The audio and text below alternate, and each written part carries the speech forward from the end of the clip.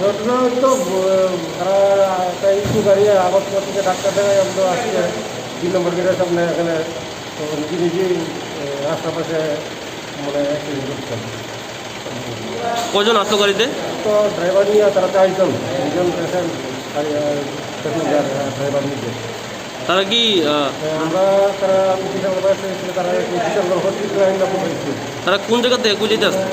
আগরতলা দিয়ে ডাক্তার দেখাই যায় করতে করতেছে সোনামুড়ার পাশে। কীরকম ইনজুরি হয়েছে? মোটামুটি ভালো